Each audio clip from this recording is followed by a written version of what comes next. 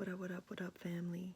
Good morning. I wanted to record a special message today around the power of affirmations. I feel like many of us are going through some things where it's really hard to move forward because we're stuck on the past. We have a hard time seeing the future because we're stuck living someone else's perception of us, someone else's expectation of us. And I wanted to share a powerful practice that completely shifted and changed my life. And I invite you to steal it, to rewrite it. Definitely, if you post it, give credit to where you found it.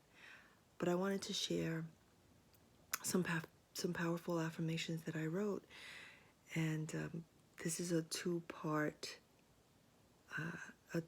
post because I want us to begin to really speak the truth to ourselves, use loving words for ourselves. Sometimes it's hard because we want daddy or mommy to love us. We want for our bosses to see us. We want to be heard in our relationships. And so I want to invite you to use this practice of affirmations to affirm some truths for you, to create some loving words for you. Ready? Affirmations, May 17th, 2006. I have learned how to heal my pain and move beyond fear and love myself and others without regret. I have the courage to live a life that is mine and mine alone and contribute to the world. How I approach life will determine where I am. The way I spend my time defines my life. I let go of the thoughts that have hold on me, my misguided modesty, thinking I'd be liked if I'm not too accomplished, too threatening, too powerful, afraid of being better. We're letting go of that.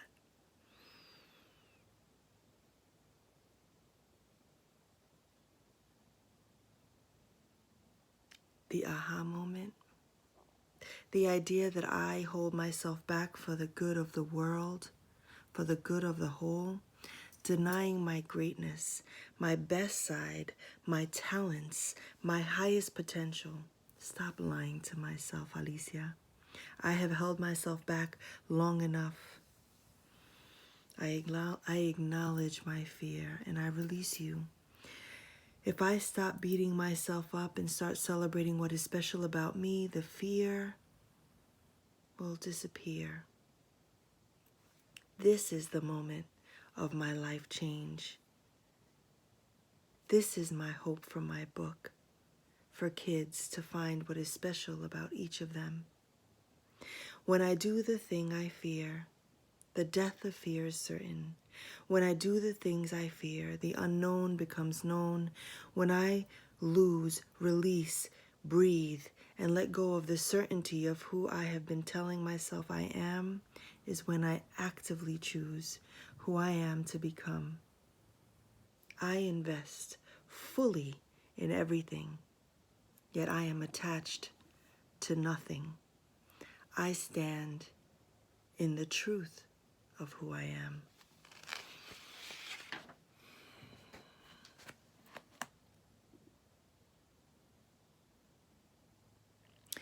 I clarify in my mind that those who are in my life, who hinder my pursuit of fearless living, I do not let them.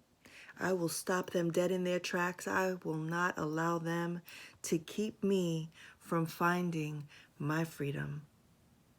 Those dream drainers, they're trying to keep me from getting there.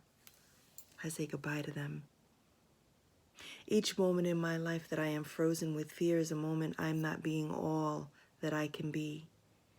It is in my ability to reach beyond my present self-imposed definition of who I am and to risk becoming more that I am able to feel fully alive. Intention is living purposefully, on purpose, with purpose. It is living in the present, actively living. I choose the future, aware that in each moment my state of mind is up to me.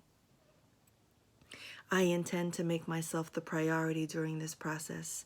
This time I live through the loss with complete intention. I am responsible for me. I intend to heal myself and my pain. I use words like I choose, I am, I will, I want, I decide. I remove should and replace it with affirming language. I can, I will. I choose to believe in the limitless outcomes. I use commitments when I'm making a decision. I am committed to my healing. I am committed to my job search. I am committed to living my life. I intend to interview Barack Obama. I intend to be prepared for the DC trip. The evolved person does something about it. I don't sit still. I get up. I keep swimming. I keep it moving. I make choices. I finish it. I get it done. I am bold. I don't complain. Life doesn't happen to me. I make my life happen. I am ascending. I added that last bit because I am ascending. Let us breathe. I share that very intimate, very private thought. It was written in May 2006. 2006 was an incredible year of beginning this spiritual journey in my life. So much happened that year. More importantly, it was the year that I was really taking my writer's life seriously, and I wanted to interview Barack Obama. This was before he even thought about becoming president.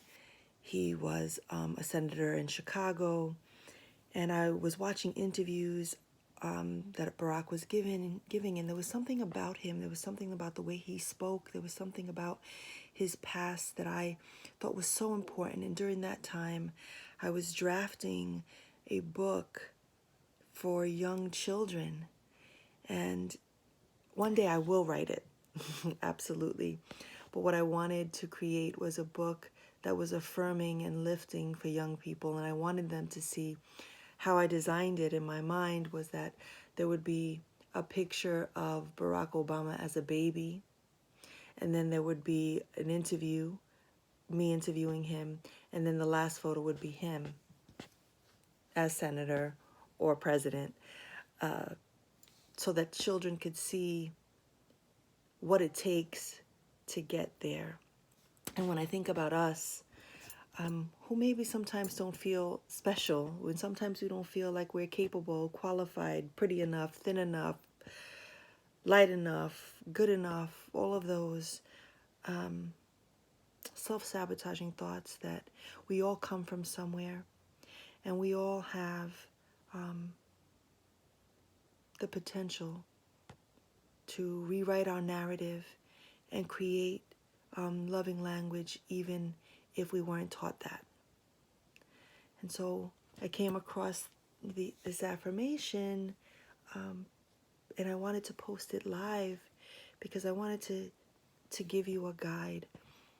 We possess the power to shift and shape and change, and it requires commitment and love and kindness. And so often we tend to believe all of the ugly things that were told to us, but the truth is that we are magnificent. I love that my daughter uses the word extraordinary. She calls me extraordinary, and when she says it with such love. She says, "Mommy, you are extraordinary. What you've been through, who you are, how you have died and been reborn over and over again, you are extraordinary." And most recently, she used it to speak about her abuela, my mom, how extraordinary my mom is, and all that she's been through, and all of the loss that she's dealt with. And so I share my personal affirmation with you in hopes that you will write and create your own. And I would love it if you would share it with me. Tag it, tag La Santera, tag my name. I would love, email me, lasantera.nyc@gmail.com. I would love to read how you are rewriting your story and loving on yourself every day. Have a beautiful day, family. I'm out. Peace.